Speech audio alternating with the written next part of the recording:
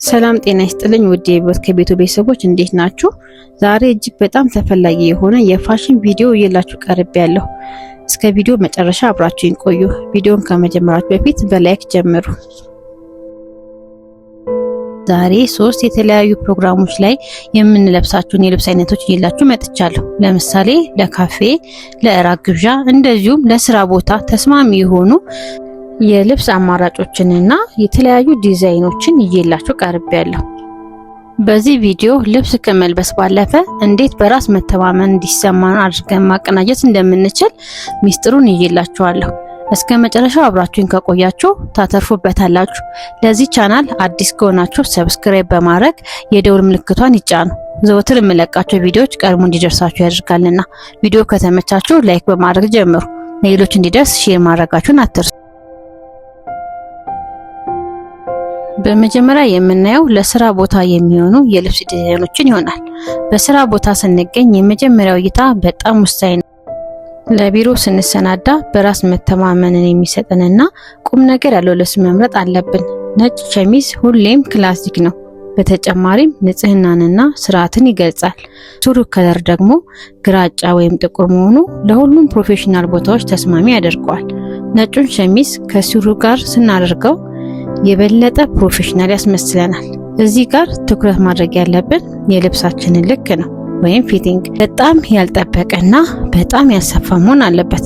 ተጨማሪ ውበት እንዲሰጠን ደግሞ ቀለል ያለ ሰዓት እናደርጋለን። እንዲሁም ሰዓት ማድረጋችን ለስራ ቦታ አስፈላጊ ነው። ጊዜ አክባሪነታችንንም ይገልጻል። ሌላው የምናደርገው የእጅ ቦርሳ ነው። በነገራችን ላይ ቦርሳችን ላፕቶፕና ፋይሎችን መያዝ የሚችል ትልቅ መሆን አለበት። በተጨማሪም የምናደርገው ጫማ ለሙሉ ቀን ስራዎቻችን ምቾት እንደሚሰጠን እርግጠኛ መሆን አለብን።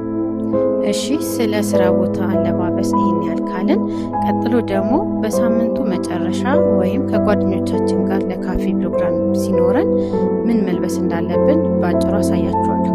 እዚህ ጋር ምቾት ቀዳሚ ነገር ነው። የመጀመሪያው የመረጥኩላችሁ ጂንስ ሱሪ ነው። ይህ ሱሪ የሰውነት ቅርጻችንን ቆንጆ አድርጎ ያሳያል። ከላይ ቀለል ያለ የጥጥ ቲሸርት ወይም እንዳየር ሁኔታ ቀጭን ሹራብ መጠቀም ይቻላል። ሚስጥሩ ቲሸርቱን ሱሪ ውስጥ በማስገባትና የሚያምር ቀበቶ በመጠቀም ቆንጆ እይታ መፍጠር እንችላለን። ጫማና ቦርሳ ነጭ ስኒከር መቼም ቢሆን ከፋሽን አይወጡም። ለካፌ ፕሮግራም ትከሻ ላይ የምታደርጉት ቦርሳ እጃችሁ ነፃ ሆኖ ቡናችሁ ለመጠጣትና ለማውራት ይመቻችኋል። በዚህ ስታይል ፎቶ መነሳትና ለኢንስታግራም መጠቀም ትችላላችሁ። ሌላው በጣም ተወዳጅ የሆነው ምርጫ ሚኒ ቀሚስ ነው። ሚኒ ቀሚስን እንዴት ዘመናዊ በሆነ መልኩ ማቀናጀት እንደምንችል ደግሞ አሳያችኋለሁ። እዚህ ጋር የመረጥኩት ጥቁር ሚኒ ቀሚስ ነው። ሚኒ ቀሚሱን ከላይ ሰፋ ካለ ሹራብ ጋር ማጣመር በጣም ሳቢና ደስ የሚል እይታ ይሰጠዋል።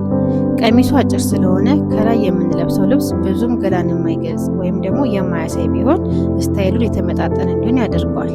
የምንጠቀማቸው ጫማዎች ረጅም ቡትስ ወይም ደግሞ ነጭ ስኒከር ቢሆኑ ይመረጣል። የቡትስ ጫማ ስንጠቀም እግራችን ረጅምና ቀጭን ሆኖ እንዲታይ ይረዳናል። ሌላው አስገራሚ ምርጫ የተሰነጠቀ ረጅም ቀሚስ። ይህ ስታይል ምቾትንና ሴትነትን በአንድ ላይ አጣምሮ የያዘ ነው።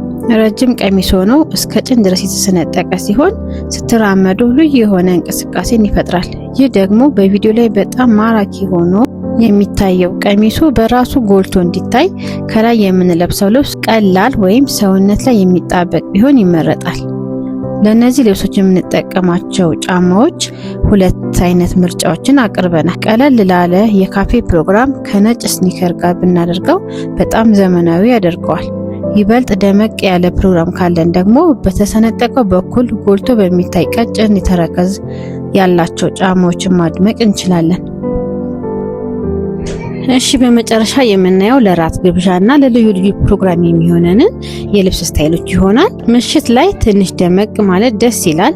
ጥቁር ቀሚስ ሁሌም አሸናፊ ነው። በተለይ ካስቲን በጨርቅ የተሰራ ከሆነ በምሽት መብራት ላይ ልዩ ድምቀት ይሰጣል። እዚህ ጋር ጌጣጌጥ ወሳኝ ሚና አለው።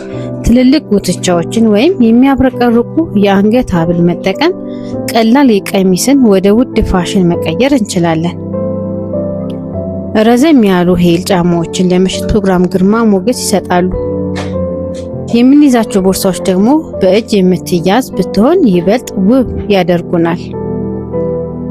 እንግዲህ ውድ ተመልካቾቼ ለዛሬ ያዘጋጀሁላችሁ 3 የልብስ አስዋብ አማራጮች እነዚህን ይመስላሉ። ከዚህ ውስጥ የእናንተ ተወዳጅ የትኛው ነው? ኮሜንት ላይ ጻፉልኝ። ይህ ቪዲዮ ከጠቀማችሁ ላይክ አድርጉልኝ።